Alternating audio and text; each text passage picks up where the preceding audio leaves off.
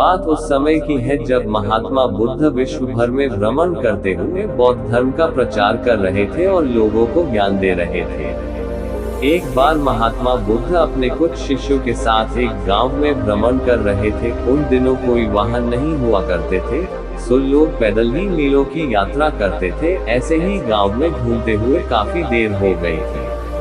बुद्ध जी को काफी प्यास लगी थी। उन्होंने अपने एक शिष्य को गांव से पानी लाने की आज्ञा दी। जब वह शिष्य गांव में अंदर गया तो उसने देखा वहां एक नदी थी जहां बहुत सारे लोग कपड़े धो रहे थे।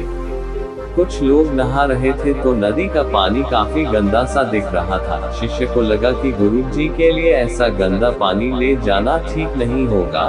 ये सोचकर वह वापस आ गया। महात्मा बुद्ध को बहुत प्यास लगी थी, इसलिए उन्होंने फिर से दूसरे शिष्य को पानी लाने भेजा। कुछ देर बाद वह शिष्य लौटा और पानी ले आया।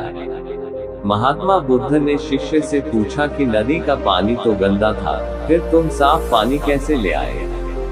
शिष्य बोला कि प्रभु, वहां नदी का पानी वास्तव में गंदा था, लेकिन लोगों के जाने के बाद मैंने कुछ देर इंतजार किया और कुछ देर बाद मिट्टी नीचे बैठ गई और साफ पानी ऊपर आ गया। बुद्ध ये सुनकर बड़े प्रसन्न हुए और बाकी शिष्यों को भी सीख दी कि हमारा ये जो जीवन है ये पानी की तरह है। जब तक हमारे कर्म अच्छे हैं तब तक सब कुछ शुद्ध है, लेकिन जीवन में कई बार दुख और समस्या भी आते हैं जिससे जीवन रूपी पानी गंदा लगने लगता है।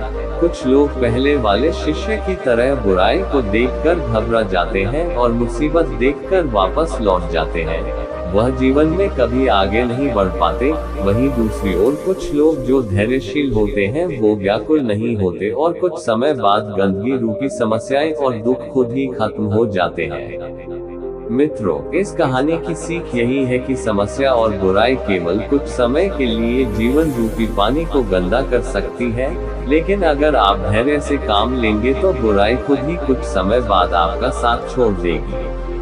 आप लोगों को ये कहानी कैसी लगी, नीचे कमेंट के जरिए हमें जरूर बताएं। साथ ही कमेंट में नमो बुद्धा जरूर लिखें और हमारे चैनल को लाइक, शेयर और सब्सक्राइब जरूर करें। धन्यवाद।